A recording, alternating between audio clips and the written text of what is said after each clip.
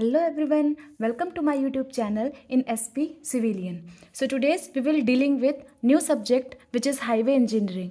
So welcome to the first lecture of highway engineering. In this lecture we will be studying about geometric design of highway. So highway engineering को basically 4 part में divide किया गया है. First one geometric design, second traffic engineering, third pavement materials and last one is pavement design. Geometric design को IS 73 1998 में design किया गया था. ये इंजीनियरिंग सर्विसेज का क्वेश्चन है. सो अब स्टार्ट करते हैं. जैसे मान लीजिए हमारी कोई दो सिटी है, एक ये सिटी है और एक ये सिटी है. अब दो सिटी को जोड़ना है तो उनकी कन्वीनियंट के लिए रोड ट्रांसपोर्टेशन सबसे इजी होता है. तो रोड ट्रांसपोर्टेशन के लिए रोड डिज़ाइन करना पड़ेगा. रोड कैसे लेके जाना है, जैसे मान लीजिए हम रोड को लेकर के जा रहे हैं, यहाँ पे कोई ऑब्स्ट्रक्शन है, कोई मंदिर है, मस्जिद है, तो हम क्या करेंगे, रोड को साइड से लेकर के जाएंगे. कैनाल है तो हम रोड को कैनाल के ऊपर से लेकर के जाएंगे. और मान लीजिए कोई इम्पॉर्टेंट सिटी है तो हम रोड को उस सिटी से कनेक्ट करके इस तरह से कुछ लेकर के जाएंगे. ठीक है, तो रोड को डिज़ाइन करने के लिए बहुत सारे एलिमेंट्स की आवश्यकता होती है. So basically geometric design of highway deals with Geometric design of a highway deals with the dimensions and layout of visible features of the highway such as alignment like horizontal alignment, vertical alignment, side distance, SSD, OSD, ISD and intersection and cross section element like divider, curve, camber. These all are the visible features of the highway. Now, the main objective of highway design is to provide optimum efficiency in traffic operation with maximum safety at reasonable cost. Geometric design of highways deals with the following elements. ठीक है, जब हम road को design करते हैं तो उनके लिए कई सारे एलिमेंट की आवश्यकता होती है. जैसे पहला cross section element, side distance consideration, horizontal alignment, vertical alignment and intersection element. आप क्रॉस सेक्शन एलिमेंट में अपन देखते हैं. क्रॉस सेक्शन एलिमेंट में जैसे friction, camber, shoulder, divider, width of road, width of formation, ये कितना देना है, ये सब कुछ हमारा क्रॉस सेक्शन एलिमेंट के अंदर आएगा. साइड डिस्टेंस में अपन देखेंगे कि जैसे मान लीजिए ये हमारी रोड है और ये मेरा व्हीकल है. व्हीकल में ड्राइवर बैठा हुआ है, तो ड्राइवर की इस रोड से कितनी हाइट है, मान लीजिए ड्राइवर यहाँ से देख रहा है तो ड्राइवर आई की जो लाइन ऑफ साइट है जहाँ से ड्राइवर देख रहा है उसका डिस्टेंस मान लीजिए 1.2 मीटर है. तो जितनी दूर तक वो देख सकता है, क्लियरेंस, ठीक है, जितनी दूर तक वो ऑब्स्ट्रक्शन को देख सकता है वो डिस्टेंस कहलाती है हमारी साइड डिस्टेंस. ठीक है, ये SSD, OSD, ISD 3 टाइप के होते हैं. उसके बाद अपन देखेंगे हॉरिजेंटल अलाइनमेंट.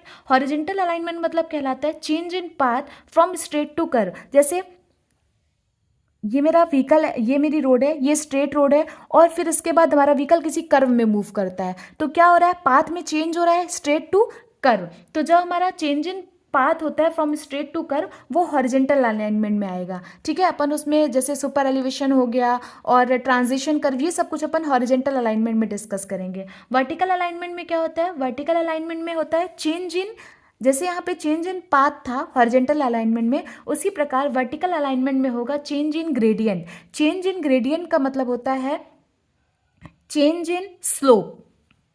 जैसे ये रोड था, अब कुछ इस प्रकार से चेंज इन ग्रेडियंट हुआ और फिर ये व्हीकल जा रहा है. ठीक है, तो ये क्या हो रहा है, स्लोप में चेंज हो रहा है. ठीक है, मान लीजिए कोई फ्लाई ओवर है तो हम क्या करेंगे, कुछ इस प्रकार से, ये कुछ इस प्रकार से स्ट्रक्चर बनेगा. तो ये क्या कहलाता है, वर्टिकल अलाइनमेंट. इस शेप को बोलते हैं वैली कर्व और इसको बोलते हैं समिट कर्व. ये वर्टिकल अलाइनमेंट में अभी अपन डिस्कस करेंगे डिटेल में. उसके बाद अपन देखते हैं, तो यहाँ पे अपन ने देखा कि जब क्या हो रहा है, स्लोप में चेंज हो रहा है, चेंज इन ग्रेडियंट हो रहा है, वो वर्टिकल अलाइनमेंट में आएगा.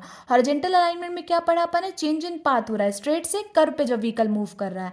अब इंटरसेक्शन एलिमेंट में देखते हैं. इंटरसेक्शन एलिमेंट में इंटरसेक्ट का मतलब होता है दो रोड का मिलना. ठीक है, जैसे ये एक रोड है और एक ये रोड है, तो ये पॉइंट ऑफ इंटरसेक्शन है. इस पॉइंट पे हमारा क्या हो रहा है, दो रोड इंटरसेक्ट कर रही हैं. तो इंटरसेक्शन एलिमेंट दो टाइप के होते हैं. एक होता है एट ग्रेड, और एक होता है grade separated intersection. At grade में क्या होता है, जब सेम लेवल पे रोड मिले, जब सेम लेवल पे रोड मिलती है तो वो कहलाता है at grade. Grade separated intersection में कहलाता है, जैसे इसका एग्जांपल हो गया, ये सेम लेवल पे रोड मिल रही है, कोई किसी के ऊपर से नहीं जा रहा है, ये रोड इसके ऊपर से नहीं जा रही, ये रोड इसके नीचे से नहीं जा रही, सेम लेवल पे जब रोड है तो वो कहलाता है हमारा at grade. Grade separated intersection में क्या होता है, जब लेवल में डिफरेंस हो, जैसे एक रोड दूसरे रोड के ऊपर से जा रही हो और दूसरी रोड उस रोड के नीचे से जा रही हो। लाइक ये हमारा फ्लाईओवर है और फ्लाईओवर के नीचे से ये रोड जा रही है, तो फ्लाईओवर वाली रोड कुछ इस तरह से इसमें आके मिल जाएगी, तो ये कहलाता है आपका ग्रेड सेपरेटेड इंटरसेक्शन। कि फ्लाईओवर के नीचे से रोड जा रही है तो इनके लेवल में क्या है, डिफरेंस है, और इनके लेवल में कोई डिफरेंस नहीं है, सेम लेवल पे रोड एक दूसरे को इंटरसेक्ट कर रही है, वो कहलाता है एट ग्रेड। ठीक है, तो इंटरसेक्शन एलिमेंट देख लिया अपन ने, तो ये कहलाता है अपना, ये अपने ज्योमेट्रिक डिजाइन के एलिमेंट्स थे। एक बार मैं वापस से रिवाइज कर देती हूँ। क्रॉस सेक्शन एलिमेंट में अपन देखेंगे फ्रिक्शन देखेंगे,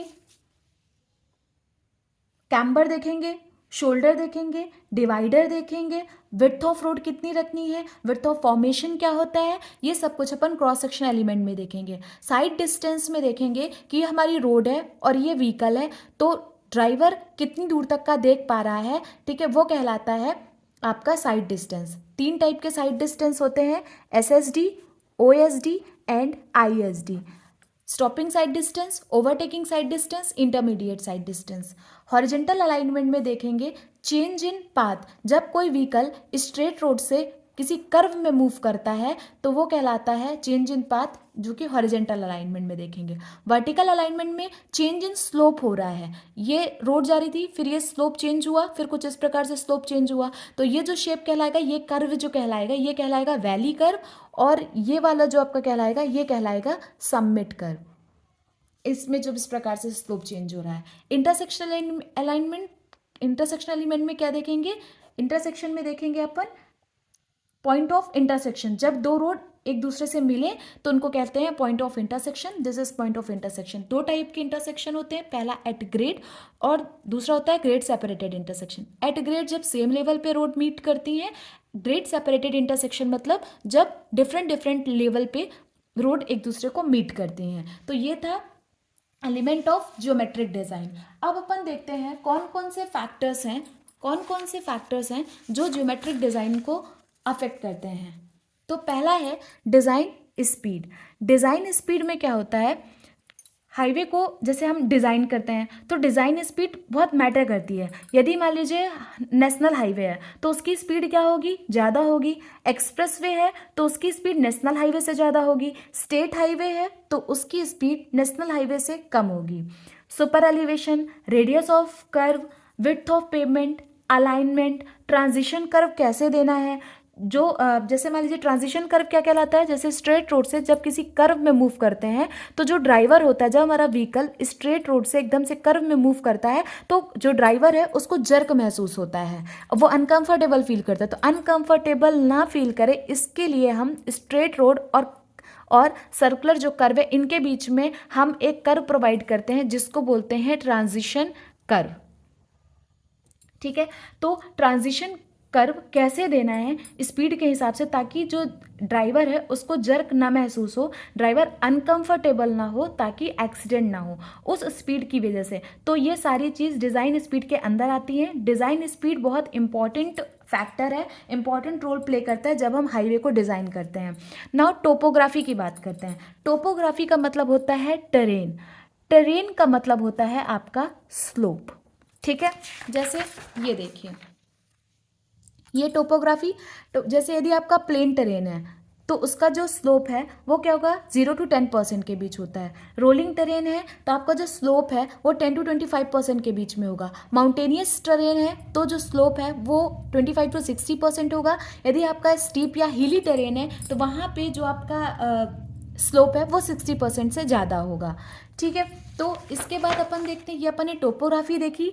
टोपोग्राफी किस प्रकार से ज्योमेट्रिक डिज़ाइन को अफेक्ट करता है। नेक्स्ट है ट्रैफिक फैक्टर्स। ट्रैफिक फैक्टर्स में बेसिकली दो टाइप के ट्रैफिक फैक्टर होते हैं। पहला होता है व्हीकुलर कैरेक्टरिस्टिक्स और होता है ह्यूमन कैरेक्टरिस्टिक्स।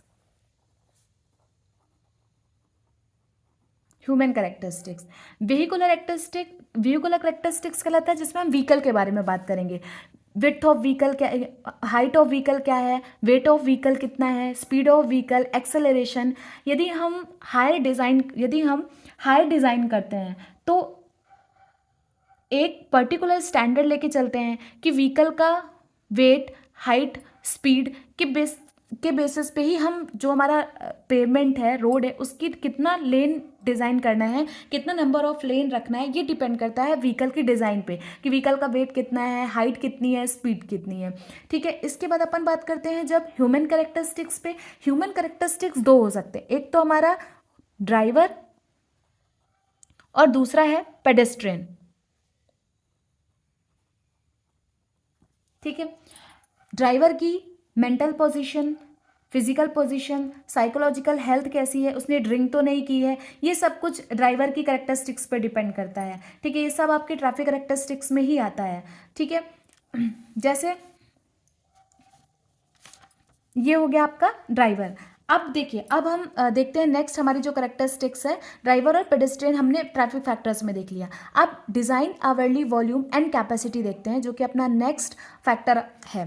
ठीक है, जब हम ज्योमेट्रिक डिज़ाइन को डिज़ाइन करते हैं तो कौन कौन से फैक्टर अफेक्ट करते हैं, जिसमें से नेक्स्ट है डिज़ाइन, आवरली, वॉल्यूम। इसमें मान लीजिए मैं एक ग्राफ प्लॉट करती हूँ, ये कुछ इस प्रकार से है। ये बता रहा है मेरा फ्लो, ट्रैफिक का फ्लो कितना है। ये कुछ दिन हुआ, दोपहर हो रही है, ये हमारा मॉर्निंग हुआ, सभी ऑफिस जा रहे हैं, कॉलेज जा रहे हैं, दोपहर का टाइम हुआ, फिर ये शाम को वापस सब कॉलेज ऑफिस से आए और ये कुछ इस प्रकार से रात में हमारा ट्रैफिक फ्लो मिनिमम हो गया। तो ये हमारा मॉर्निंग का टाइम था। ये हमारा यहाँ पे आप देख रहे हैं इस टाइम पे ये पीक है जब मैक्सिमम ट्रैफिक फ्लो है।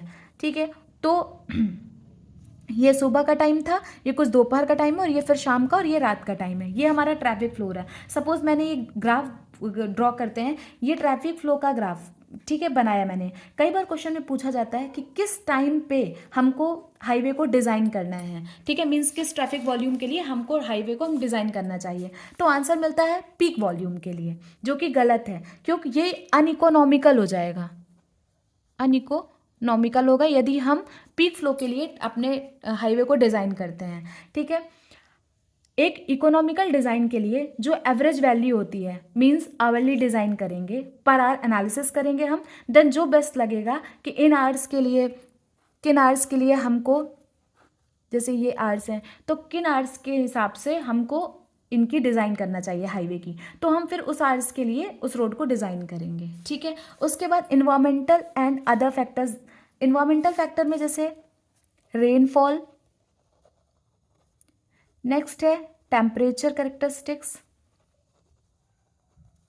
रेनफॉल, जैसे मान लीजिए कहीं पे रेनफॉल ज़्यादा हो रही है, कहीं पे रेनफॉल कम हो रही है, तो उसके बेसिस पे हम वहाँ के पेमेंट को डिज़ाइन करेंगे, कैम्बर को डिज़ाइन करेंगे। टेम्परेचर कहीं का ज़्यादा है, कहीं का कम है, तो उसके बेसिस पे हम पेमेंट को टेम्परेचर के बेसिस पे डिज़ाइन करेंगे, नॉइस के बेसिस पे डिज़ाइन करेंगे। ठीक है, तो ये थे आपके फैक्टर्स अफेक्टिंग। उसके बाद नेक्स्ट देखते हैं types of road. Types of road, basically एक एक्सप्रेसवे होता है, दूसरा होता है national highway,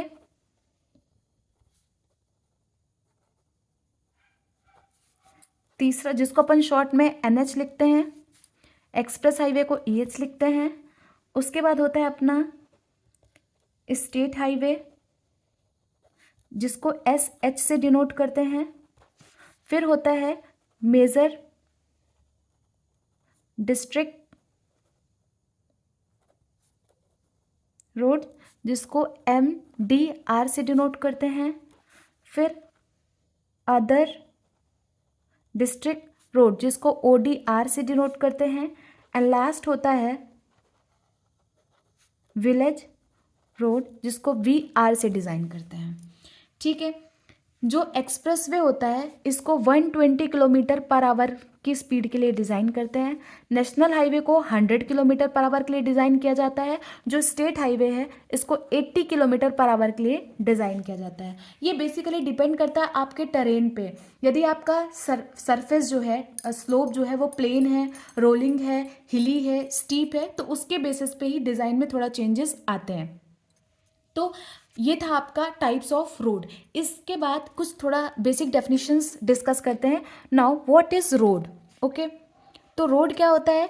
any harden surface, any harden surface where vehicle can be easily move. कोई भी हार्डन सरफेस जहाँ पे हमारा व्हीकल इजीली मूव कर ले उसको बोलते हैं रोड। उसके बाद आता है pavement. Road with number of layers, ठीक है। जैसे पेमेंट बेसिकली टू टाइप्स के होते हैं। एक होता है रिजिड पेमेंट, एक होता है फ्लेक्सिबल पेमेंट। रिजिड पेमेंट जो कि सीमेंट कॉन्क्रीट मटेरियल से बना होता है। जो फ्लेक्सिबल पेमेंट है ये बिटुमिनस, इट मीन्स डामर से बना होता है, ठीक है। तो जो हमारा फ्लेक्सिबल पेमेंट होता है ये 4 लेयर से मिलकर के बना होता है। सबसे नीचे वाली लेयर को बोलते हैं subgrade, then sub base, then base course and then wearing course. जो हमारा व्हीकल का जो टायर है, पहिया है, वो डायरेक्ट इस वाली लेयर के कांटेक्ट में रहता है जिसको बोलते हैं सरफेस कोर्स। उसी प्रकार जो रिजिड पेमेंट है ये 3 लेयर से मिलकर के बनता है, ठीक है। तो ये था। उसके बाद अपन देखते हैं पेमेंट, इसको अपन डिटेल में डिस्कस करेंगे। उसके बाद अपन देखते हैं रोड हो गया, पेमेंट हो गया, हाईवे। हाईवे क्या रहता है? जब हम हाई स्पीड के लिए डिज़ाइन करते हैं, जिसको हम हाई स्पीड के लिए डिज़ाइन करते हैं वो हाईवे है। अब होता है एक्सप्रेसवे। क्या होता है? तो एक्सप्रेसवे क्या कहलाता है? जैसे हाईवे है तो इसको 2 से 4 लेन के लिए डिज़ाइन किया गया है। सबसे अपने इंडिया में सबसे बिगेस्ट जो हाईवे है, एक्सप्रेसवे है, वो है आगरा लखनऊ एक्सप्रेसवे। इंडिया का सबसे बड़ा एक्सप्रेसवे है। तो मैं एक्सप्रेसवे की बात करती हूँ। जैसे पेमेंट है तो 2 से 4 लेन का होता है। जो एक्सप्रेसवे है वो 8 लेन का होता है। इसको बहुत ज़्यादा हाई स्पीड के लिए डिज़ाइन किया जाता है, 120 किलोमीटर पर आवर के लिए एक्सप्रेसवे को।